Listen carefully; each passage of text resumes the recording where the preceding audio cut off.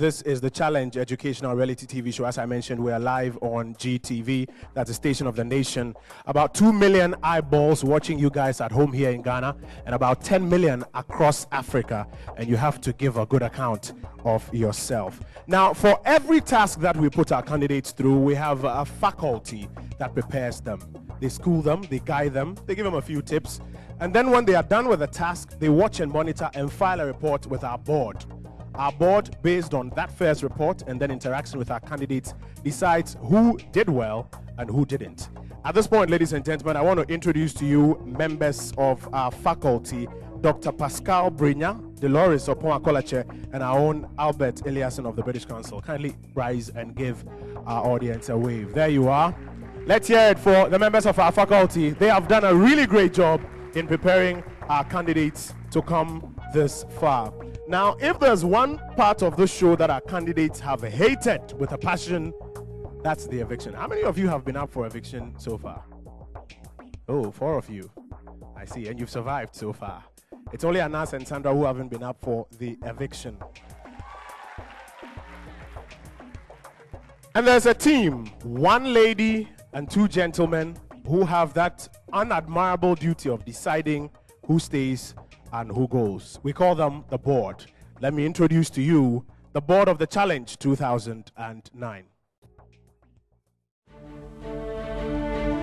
The board for the Challenge Season 2 features renowned professional speaker, author, trainer, and mentor Emmanuel Daytumi, who has risen to national prominence by delivering high-energy messages that inspire people to shake off mediocrity and live up to their greatness.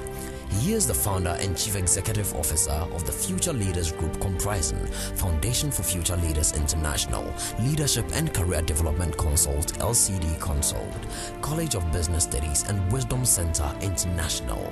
Emmanuel Daytumi, aka the Shoe Shine Boy.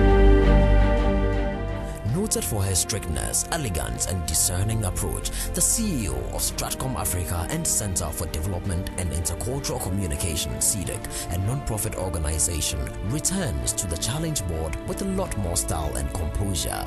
On Season 1, she was celebrated for doing most of the fingering and firing. Esther has been a consultant for numerous organizations in a variety of sectors, developing and implementing communication strategies to support their work. She is a member of a number of professional bodies and has several publications to her credit. Esther is a mother, a wife, a professional, a Christian, a chief executive, and an inspirational speaker. Esther Koba. And last but certainly not least, Kwesi Appiah.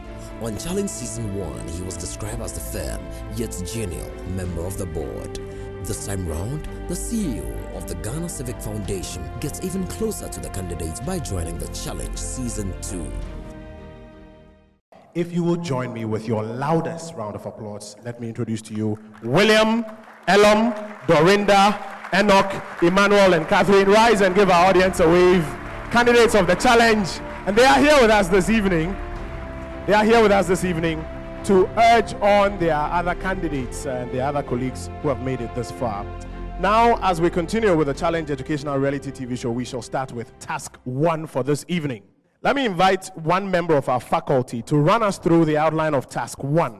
And for Task 1, our candidates were separated into 3 groups of 4 each. And that was right at the onset when we had 12 candidates. They performed a task that they have been performing for the past 13 weeks, and this evening they will present to us a report. Now, if your group does very well, you score some points, which will mean a lot at the final. Albert Eliason is a member of our faculty. Run us through this very first task. We felt that with such a big prize package at stake, it wasn't fair for one member, one Ghanaian, to take home that big prize package. So what did the faculty decide? That these young, talented women and men will do something to put back into society their talents. So we set them what we call the social and economic impact task. Now what they were supposed to do in groups of 3 to work within communities and identify projects that would put back into society. so they can contribute their quota into society. So what you're about to see is a presentation from the tax that they've conducted over the past 12 to 14 weeks. That is the social and economic impact tax. Thank you. How much time do they have for each presentation? We've given them 3 minutes to present on a 12-week task. That is a challenge. And what would our faculty and our board be looking out for in this presentation? Well, we need to see how sustainable the project is. Because at the end of the day, after they've won their prizes, gone to the UK to study, we need the project to survive. And we need to ensure that it generates economic potential for those groups. What was specifically the charge you gave them at the start of that particular task? Can you just give us the charge? We said to them, initiate and implement an idea that brings economic good to an identifiable group or a community.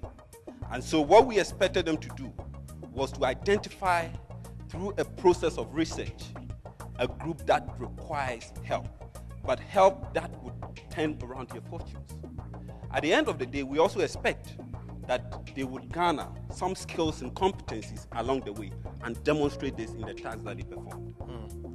Thank you, Albert. Thank you.